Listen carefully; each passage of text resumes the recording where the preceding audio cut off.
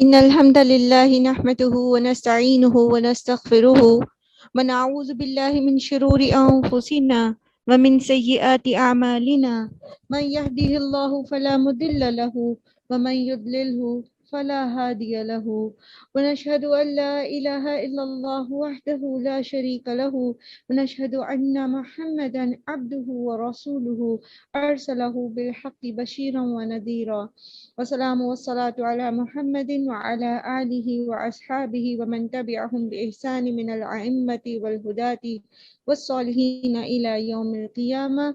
أما بعد فإن خير الحديث كتاب الله وخير الحدي حدي محمد صلى الله عليه وسلم وشر الأمور محدثاتها وكل محدثة بدعة وكل بدعة ضلالة وكل ضلالة في النار. رب اشرح لي صدري ويسر لي أمري واحلل عقدة من لساني يفقهوا قولي. ربنا زدنا علما ربنا زدنا علما ربنا زدنا علما. السلام علیکم ورحمۃ اللہ وبرکاتہ. ٹھیک ہے، یعنی 10 سفر طائف کا جو سیرت کی کتابوں میں ہمیں ملتا ہے اس کا واقعہ، تو وہ 10 نبوی کا آخر یا 11 نبوی کا آغاز ہے. تو اس سورت کے نزول کا زمانہ پھر وہی ہے. اگر ہم اس کا تاریخی پس منظر کو تھوڑا سا دیکھتے ہیں تو اس میں آپ دیکھیے کہ 10 نبوی میں نبی صلی اللہ علیہ وآلہ وسلم کا جو ہے وہ انتہائی سختی کا سال تھا. 3 برس تک تمام جو قبائل تھے عرب کے، انہوں نے مل کر بنو ہاشم اور مسلمانوں کا مقاطعہ کر دیا تھا. اور مکہ کے قریب ایک محلہ تھا جس میں بنی ہاشم رہا کرتے تھے، اس سے کہتے ہیں شب ابی طالب. تو شیب جو ہے وہ عربی زبان میں کہتے ہیں گھاٹی کو. تو چونکہ یہ محلہ ابو قبیس کی گھاٹیوں میں سے گھاٹی میں تھا اور ابو طالب بنو ہاشم کے سردار تھے اور وہیں پر یہ سب مل کے رہا کرتے تھے، تو ان کی رہائش گاہوں میں ہی ان کو جو ہے وہ ایک طرح سے ان کا سوشل بائیکاٹ کر دیا گیا. اور آپ سب نے بچپن سے اس کو پڑھا ہوگا شب ابی طالب میں کس طرح کے حالات میں مسلمانوں نے وقت گزارا. اب جب یہ مشکل وقت گزرا، یہ محاصرہ خدا خدا کر کے ٹوٹا، تبھی اسی سال جو ہے 10 ہجری میں نبی صلی اللہ علیہ وسلم کے چچا ابو طالب کا انتقال ہو گیا. اور قریباً 1 مہینے بعد جو ہے وہ حضرت خدیجہ رضی اللہ عنہا کا بھی انتقال ہو گیا، جو کہ آپ صلی اللہ علیہ وآلہ وسلم کے لیے سکون اور تسلی کی وجہ تھی. یعنی وہ بہت ہی خوبصورت طریقے سے انہوں نے نبی صلی اللہ علیہ وآلہ وسلم کو اس مشکل وقت میں سنبھال کے رکھا تھا اور ایموشنل سپورٹ دی تھی. جہاں ابو طالب سوشلی ایک سپورٹ تھے نبی صلی اللہ علیہ وآلہ وسلم کے لیے، وہاں سب سے بڑی ایموشنل سپورٹ ان کی وائف حضرت خدیجہ رضی اللہ عنہا تھی. تو ان دونوں کے انتقال جو ہے وہ 10 ہجری میں 10 نبوی میں ہوا. تو اس سال کو پھر نبی صلی اللہ علیہ وسلم نے عام الحزن کا نام دیا. یہ وہ سال تھا جس میں جب نبی صلی اللہ علیہ وآلہ وسلم کی جو ڈھال تھی، یعنی ابو طالب جو تھے، تو اللہ تعالیٰ کے حکم سے جب وہ دنیا سے چلے گئے تو اب کفار مکہ جو تھے وہ مزید سازشوں میں تیز ہو گئے آپ صلی اللہ علیہ وسلم کے خلاف، کیونکہ جو آپ کے بنو ہاشم کے جو لیڈر تھے جن کا ایک دباؤ تھا باقی قبائل کے لیڈرز کے اوپر، وہ اب ختم ہو گیا تھا. اس پر پھر نبی صلی اللہ علیہ وآلہ وسلم نے طائف جانے کا ارادہ کیا اور بنو ثقیف کو اسلام کی طرف دعوت دینے کا سوچا کہ اگر وہ اسلام قبول کر لیں تو اچھی بات، اگر نہیں کریں تب بھی ان سے ایک ریکویسٹ یہ کی جائے کہ وہاں پر نبی صلی اللہ علیہ وآلہ وسلم کو پناہ دے دیں وہ، تو آپ صلی اللہ علیہ وسلم دین کا کام کر سکیں. لیکن ہم سب جانتے ہیں کہ سفر طائف کا نتیجہ کیا نکلا تھا. یہاں سے واپسی پر پھر نبی صلی اللہ علیہ وآلہ وسلم نخلا کے مقام پر جو ہیں وہ 1-2 دن رکے تھے. وہاں پر آپ صلی اللہ علیہ وآلہ وسلم ایک مرتبہ نماز پڑھ رہے تھے تو جنوں کا ایک گروہ وہاں سے گزرا اور انہوں نے قرآن سنا، اور نہ صرف یہ کہ قرآن سنا بلکہ وہ قرآن پر ایمان بھی لے آئے اور انہوں نے وہاں سے واپس جا کر اس کی تبلیغ بھی کی. تو اللہ سبحانہ و تعالیٰ نے نبی صلی اللہ علیہ وآلہ وسلم کو خود نہیں پتا کہ جنہوں نے ان سے وہاں پر قرآن سنا تھا. بعد میں جو ہے آپ صلی اللہ علیہ وسلم سے ملاقات بھی ہوئی جنات کی، اور آپ صلی اللہ علیہ وسلم نے ان کو تبلیغ بھی کی اور ایک مقدمے کا فیصلہ بھی چکایا. روایات میں ہمیں پتہ چلتا ہے جنات کے ایک مقدمے کا فیصلہ بھی آپ صلی اللہ علیہ وسلم نے کیا. لیکن اللہ تعالیٰ نے پھر وحی کے ذریعے نبی صلی اللہ علیہ وسلم کو تسلی دی کہ دیکھیے کہ اگر یہ انسان ابھی آپ کی بات نہیں سن رہے مان رہے تو جنوں کا ایک گروہ جو ہے وہ دیکھیں وہ آپ کے اس کلام کا آپ جو پیغام دے رہے ہیں اس کا گردیدہ ہو گیا ہے اور وہ جا کر اس کی تبلیغ بھی کرا. یعنی نبی صلی اللہ علیہ وسلم کو ایک طرح کی تسلی بھی یہاں پر دی گئی. موضوع اور مباحث اس کے وہی ہیں جیسا کہ مکی صورتوں کے عام طور پر ہوتے ہیں: عقیدہ توحید، عقیدہ رسالت اور عقیدہ آخرت. بسم اللہ الرحمن الرحیم. حامیم، یہ حوامیم جو صورتیں ہیں ان میں سے ایک صورت ہے. تنزیل الکتاب من اللہ العزیز الحکیم، یہ صورت نازل کردہ ہے کتاب نازل کرتا ہے اللہ کی طرف سے جو بہت زبردست اور خوب حکمت والا ہے. یہ سیم موضوع ہے جو ہم سورہ زمر، سورہ جاسیہ، سورہ دخان اور سورہ حامیم سجدہ میں پڑھ چکے ہیں کہ کس طرح اس کتاب کا نزول جو ہے وہ اللہ کی طرف سے ہوا، اور خاص طور پر اللہ سبحانہ وتعالیٰ نے اپنی دو صفات جو یہاں ذکر کی ہیں اس کتاب کے نزول کے ساتھ، وہ العزیز اور الحکیم ہے. یعنی اس کتاب کا نزول جو ہے وہ حکمت سے بھرپور ہے کیونکہ اس کو نازل کردہ ہستی جو ہے وہ بھی الحکیم ہے. اور پھر یہ کہ اس کے اندر جو بھی بتایا گیا ہے اس کو نافذ کرنے اور اس پر عمل نہ کرنے والوں پر پکڑ میں اللہ سبحانہ تعالیٰ العزیز ہیں، زبردست ہیں، وہ غالب ہیں اس بات پر کہ وہ ان کو اپنے فرمودات جو ہیں ان پر عمل کروا بھی سکتے ہیں، اور جو نہیں عمل کرتا اس کی پکڑ بھی ہو سکتی ہے. اور اللہ کے لیے یہ مشکل نہیں ہے کہ وہ ایک قیامت کا دن برپا کرے، بدلے کا دن برپا کرے، اور سب جو دنیا میں فوت ہو گئے ہیں ان کو دوبارہ زندہ کرے اور ان کے اعمال کا بدلہ ان کو دے. وہ العزیز ہے، وہ اس چیز پر قدرت رکھتا ہے. ما خلقنا السماوات والارض وما بینہما الا بالحق واجل مسمى، اور جو کچھ بھی ان کے درمیان ہے یعنی زمین اور آسمان کے، اور نہیں پیدا کیا ہم نے آسمان اور زمین کو جو کچھ بھی ان کے درمیان ہے مگر یہ کہ حق کے ساتھ اور ایک مقررہ وقت تک.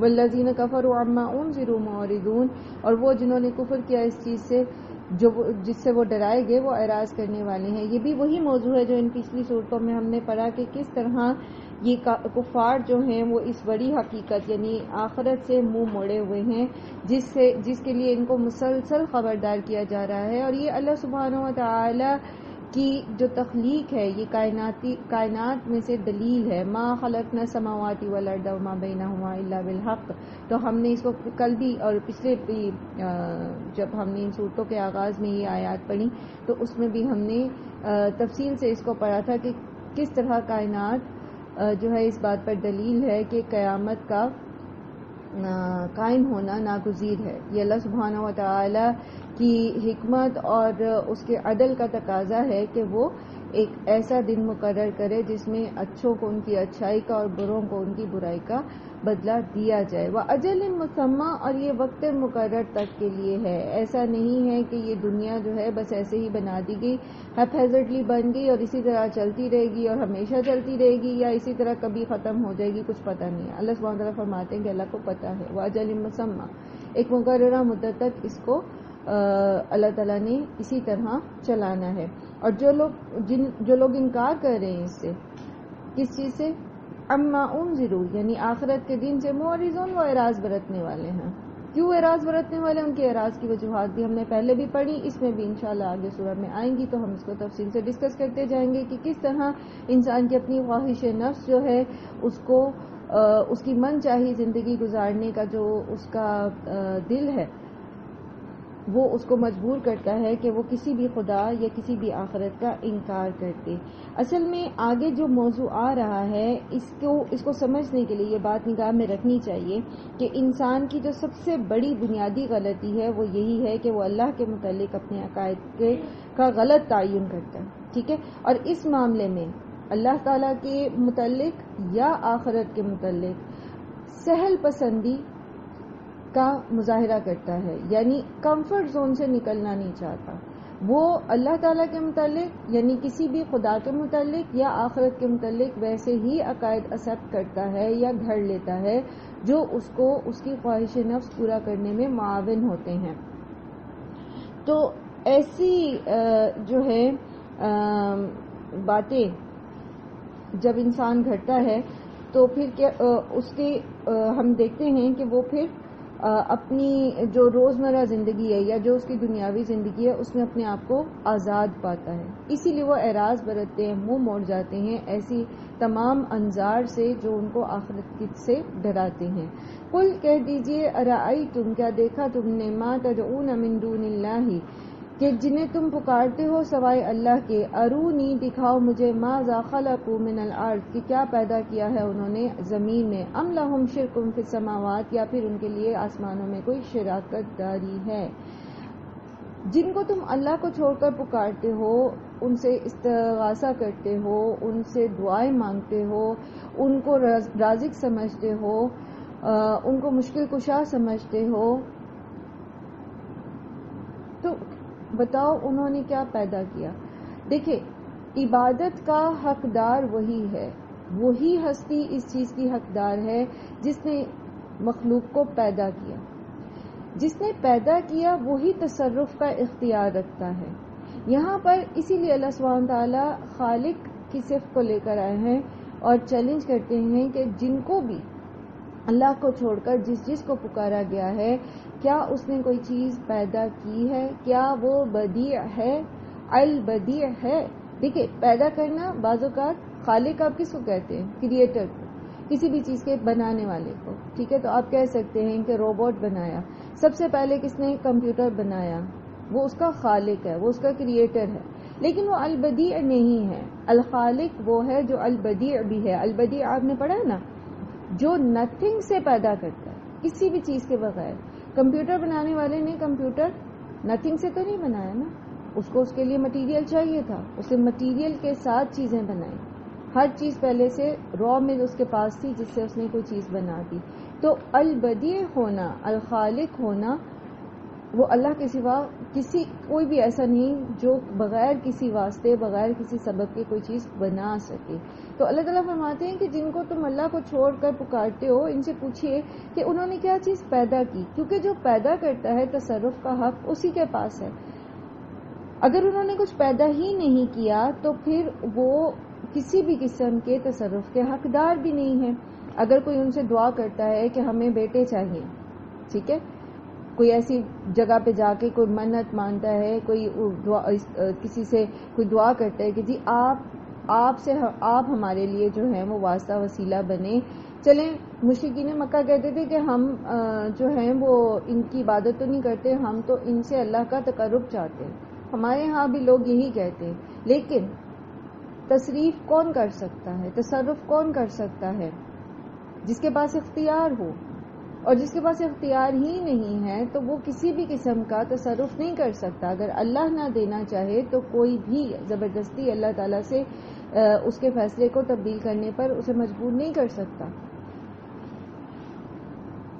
کجا یہ کہ خود پیدا کرنا, خود بنانا, خود ہی رزق دینا, خود مشکلیں دور کرنا.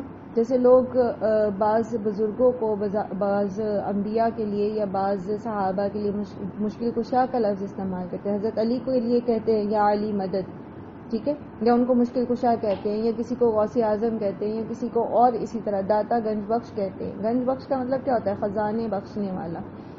تو کوئی دے نہیں سکتا جب تک اللہ تعالیٰ نہ دے. تو اصل میں دینے والا تو اللہ ہے, تو اسی سے مانگنا چاہیے, وہی عبادت کا حقدار ہے. اسی لیے یہاں اللہ سبحانہ وتعالیٰ فرماتے ہیں کہ کیا انہوں نے کچھ پیدا کیا؟ خزانے پیدا کس نے کیے؟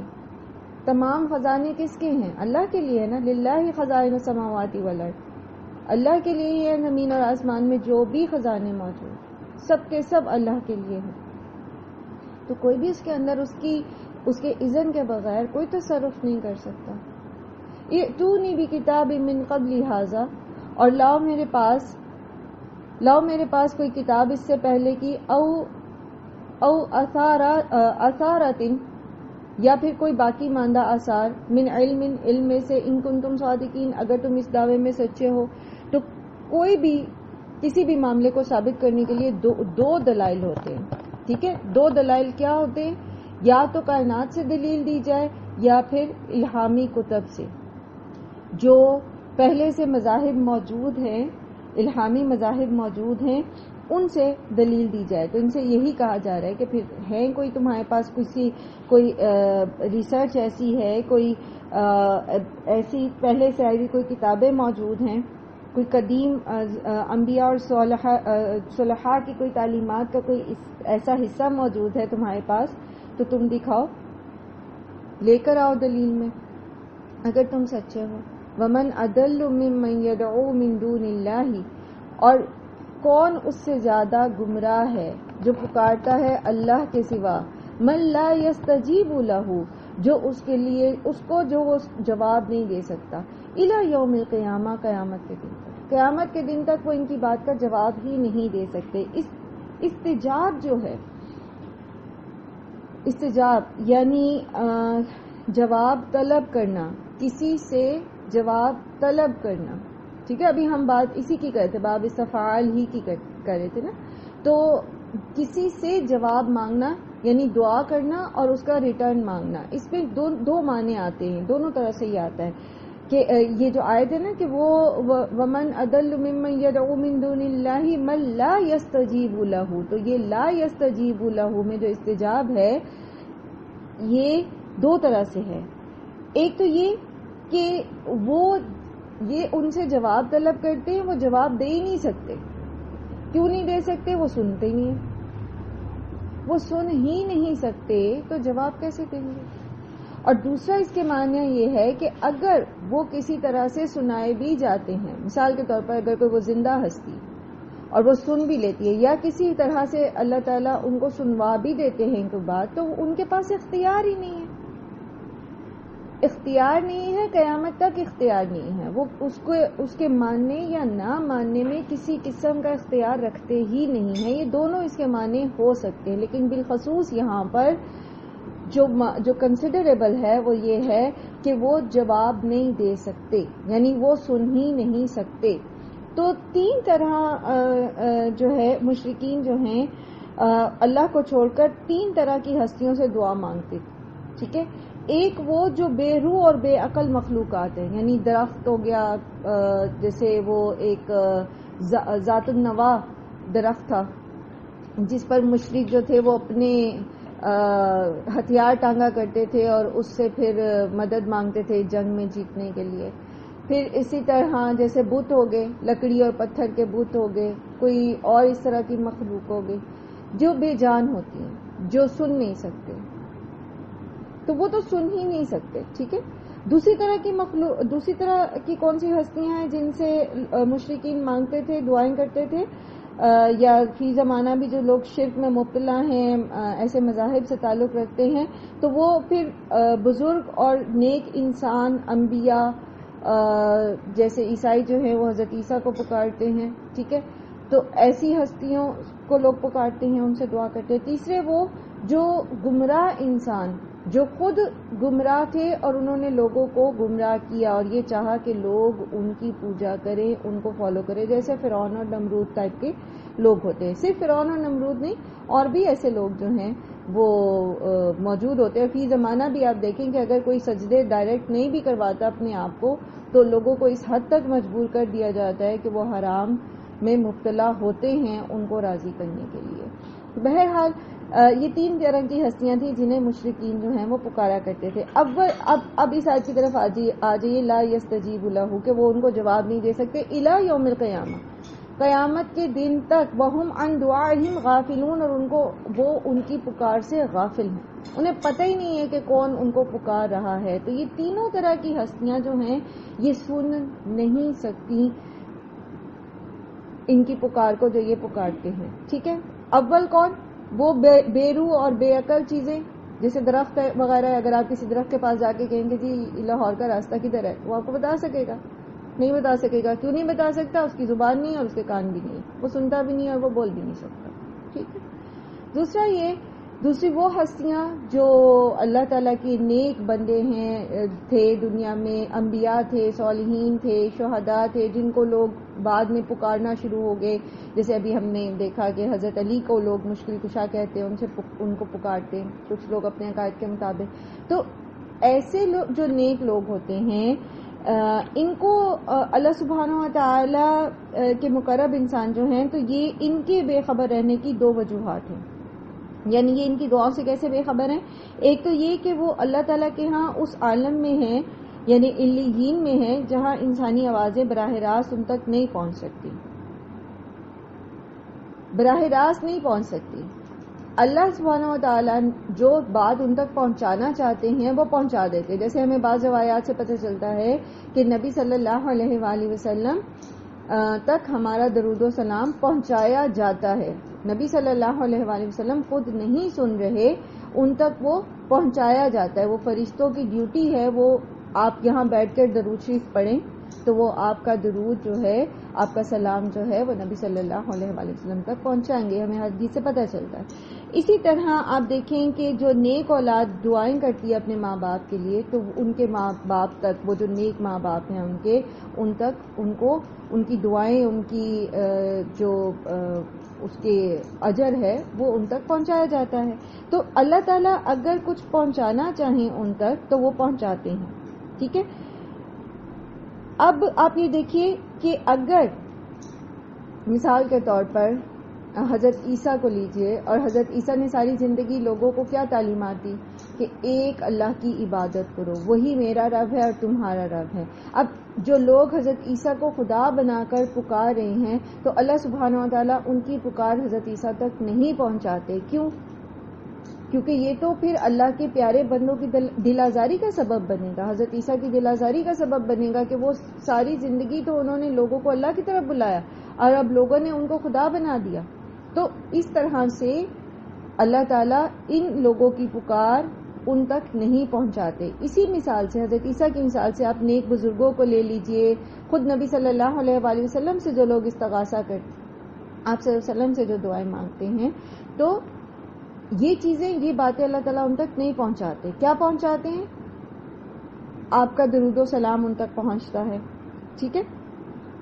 اور اسی طرح تیسری قسم کے معبود لے لیجئے تو ان کو بھی بے خبر رہنے کی یہی دو وجوہات ہیں. ایک یہ کہ وہ ملزموں کی حیثیت سے سجین میں پڑیں، ٹھیک ہے، تو وہاں پر براہ راست انسانوں کی آوازیں نہیں پہنچتی. دوم یہ کہ اللہ تعالیٰ یہ والی پکار جو لوگ پکار رہے ہیں، ان کو خدا بنایا ہوا ہے، ان کو وسیلہ واسطہ بنایا ہوا ہے اور ان کو پکار رہے ہیں، جبکہ وہ یہی چاہتے تھے کہ لوگ گمراہ ہوں، وہ شیطان کے اعلی کار بنے ہوئے تھے. تو اللہ تعالیٰ ان کو ایسی باتیں نہیں پہنچائیں گے، کیونکہ یہ تو ان کے مشن کی کامیابی ہوگی. تو شیطان کا جو مشن تھا وہ اس میں شیطان کے مشن کی کامیابی ہو رہی ہے کہ لوگ جو ہیں وہ اللہ کو چھوڑ کے کسی اور کو پکارنا شروع ہو گئے. تو یہ والی دعائیں جو پکار ہے، پھر اللہ تعالیٰ یہ بھی ان تک جو ہیں نہیں پہنچاتے. اور مجرموں کو جو ہے وہ دنیا والوں کی لعنت اور پھٹکار اور زرج و توبیخ تک جو ہے وہی مطلع کیا جاتا ہے انہیں. جیسے جنگ بدر میں جب کفار کی لاشیں بدر کے کنویں میں پھینکی گئی تھیں تو نبی صلی اللہ علیہ وآلہ وسلم نے جب ان کو توبیخ دی تھی، ان کو ڈانٹا تھا اور ان کے بارے میں جو بات کی تھی تو وہ ان کو سنوا دی گئی. جب صحابہ نے پوچھا کہ کیا یہ سنتے، تو آپ صلی اللہ علیہ وسلم نے فرمایا کہ تم سے زیادہ بہتر اس وقت یہ سنے گئے. تو وہ سننا کیا تھا؟ یہ نہیں تھا کہ وہ ڈائریکٹ سن رہے تھے جیسا کہ کوئی انسان سنتا ہے، زندہ انسان، بلکہ کیا تھا کہ اللہ تعالیٰ نے ان کو وہ بات سنوا دی تھی. تو یہ مسئلہ کلیئر ہوا. یہی جو ہے یہ آیت جو ہے یہ سماع موتا کے مسئلے پر جو لوگ کہتے ہیں کہ مردے جو ہیں وہ سنتے ہیں، تو اس کو کلیئر کرتی ہے یہ ساری بات، یہ آیت بھی، کہ لا یستجیب لہ الی یوم القیامہ وہم عن دعاہم غافلون، کہ قیامت تک وہ ان کی پکار کا جواب نہیں دے سکتے اور وہ ان کی اس پکار سے غافل ہیں.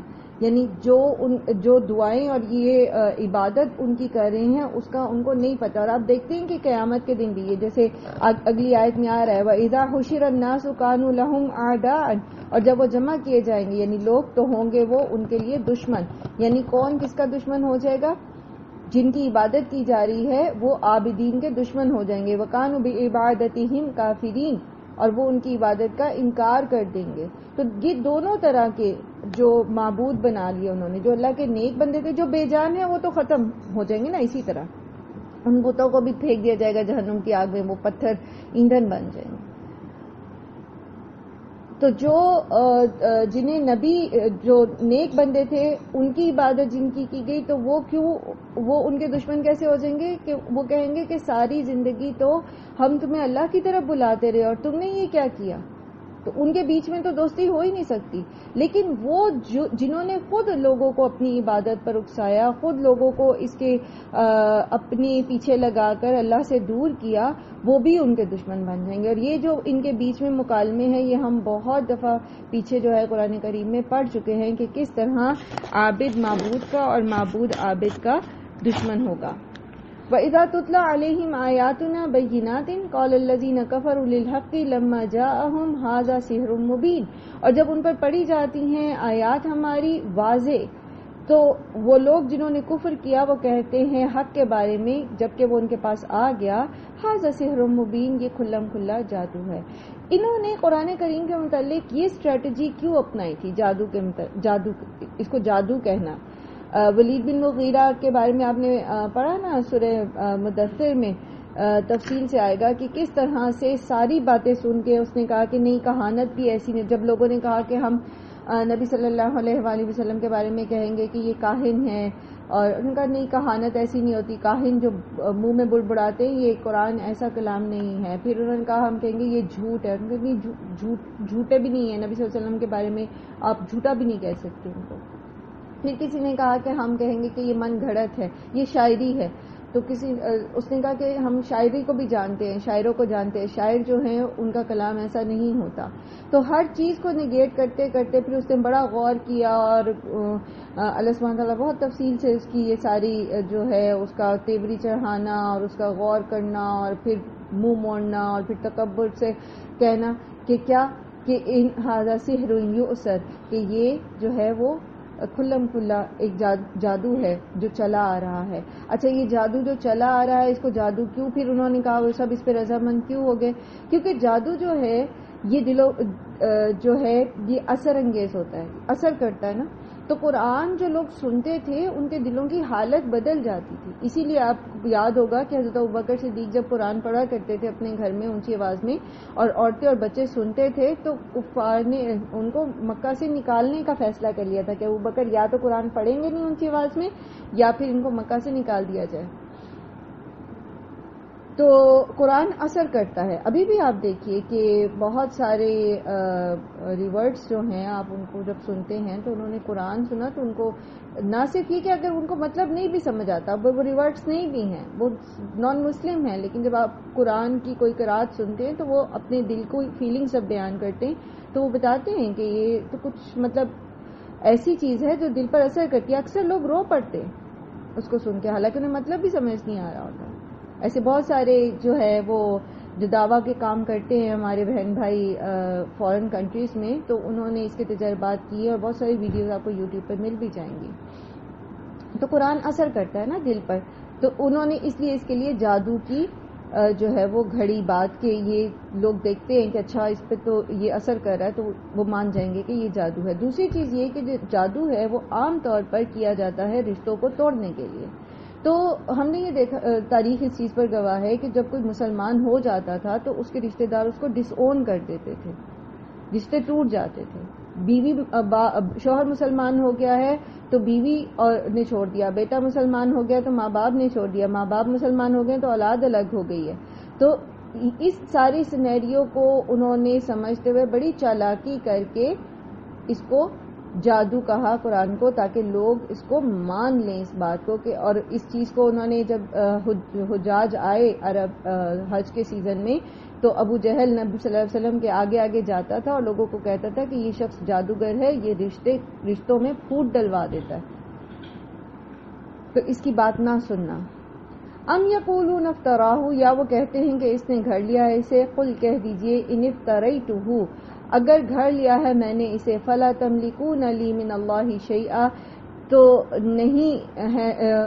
نہیں تم مالک ہو سکتے میرے لیے اللہ سے کسی بھی شے کے، یعنی کسی بھی معاملے میں۔ اور اس موضوع کو جو ہے قرآن کریم میں اور جگہ بھی اللہ سبحانہ تعالیٰ نے بیان کیا ہے، جیسے سورہ جن میں آتا ہے قل انی لن یجیرنی من اللہ احد ولن اجد من دونہ ملتحدا، آپ ان سے کہہ دیجئے کہ میں ہرگز اللہ سے مجھے کوئی بھی پناہ نہیں دے سکتا اور میں اللہ کے سوا کوئی بھی جائے پناہ نہیں پاتا۔ پھر اسی طرح قرآن کریم میں آتا ہے سورہ حاقہ میں وَلَوْ تَقَوَّلَ عَلَيْنَا بَعْضَ الْأَقَاوِيلِ لَأَخَذْنَا مِنْهُ بِالْيَمِينِ ثُمَّ لَقَطَّعْنَا مِنْهُ الْوَتِينَ فَمَا مِنْكُمْ مِنْ أَحَدٍ عَنْهُ حَاجِزِينَ، کہ اگر یہ ہم پر کوئی بات گھڑ لیتا ہے تو ہم اس کے دانے ہاتھ کو پکڑ لیتے اور پھر اس کی رگیں جہاں کاٹ دیتے اور کوئی بھی تم میں سے جو ہے اس کو بچانے والا نہ ہوتا۔ تو اللہ سبحانہ تعالیٰ یہاں پھر یہی کہہ رہے ہیں کہ آپ ان سے کہہ دیجئے کہ اگر میں نے اسے گھڑ لیا ہے تو پھر تم مجھے اللہ کی پکڑ سے نہیں بچا سکتے۔ هو اعلم بما تفیدون فیہ، اور وہ زیادہ جاننے والا ہے اسے جس میں تم مشغول ہوتے ہو، یعنی جو تم کر رہے ہو اللہ تعالیٰ اس کو بھی جانتے ہیں، اور جو میں کر رہا ہوں اللہ تعالیٰ مجھے بھی جانتے ہیں۔ کفا بہ شہیدا بینی و بینکم، اور وہ کافی ہے گواہ میرے اور تمہارے درمیان، وہو الغفور الرحیم، اور وہ بہت بخشنے والا اور نہایت رحم کرنے والا ہے۔ تو یہاں پر نبی صلی اللہ علیہ وآلہ وسلم انہیں ایک مرتبہ پھر سے جو ہے وہ اس الزام جو ان کے اوپر نبی صلی اللہ علیہ وآلہ وسلم پر لگایا جا رہا تھا اور سراسر جو ہٹ دھرمی دکھائی جا رہی تھی، تو اس کی تردید میں کسی قسم کی دلائل پیش کرنے کی حاجت نہیں تھی، بلکہ صاف صاف کہہ دیا گیا کہ اگر واقعی ایسا ہے تو پھر ٹھیک ہے، تم مجھے اللہ سے نہیں بچا سکتے، لیکن بات دراصل یہ ہے کہ جو کچھ تم کر رہے ہو اس کو بھی اللہ تعالیٰ جانتے ہیں، اور میرے اور تمہارے بیچ اللہ گواہی کے لیے کافی ہے۔ اس سے ہمیں ایک بات اور سمجھ آتی ہے، وہ یہ کہ جب لوگ ایسی باتیں کریں، ایسی یعنی بے دلیل گفتگو کریں، ایسے الزام لگائیں، بیس لیس قسم کے الزامات لگائیں، تو پھر آپ کو ان کے سامنے اپنی دلائل دینے کی ضرورت نہیں ہوتی، کیونکہ اللہ سبحانہ و تعالیٰ خود بخود ان کے جو جھوٹے پروپیگنڈا ہے اس کا ابطال ثابت کر دے گا۔ انہوں نے چونکہ یہ الزامات ہٹ درمی میں لگائے ہوتے تو آپ کے دلائل کو بھی نہیں سنیں گے، دلائل کو بھی نہیں مانیں گے، اس کو بھی نگیٹ کر دیں گے۔ تو بہتر یہ ہے کہ انسان اپنا معاملہ اللہ کے حوالے کرے، اور پھر اس میں جو ہے اللہ سبحانہ تعالیٰ ہی بہترین فیصلہ فرمانے والے ہیں، اور وہ یقیناً اپنے نیک بندوں کے ساتھ ہیں۔ آج کا لیسن ہمارا اتنا ہی ہے۔ وآخر دعوانا الحمدللہ رب العالمین۔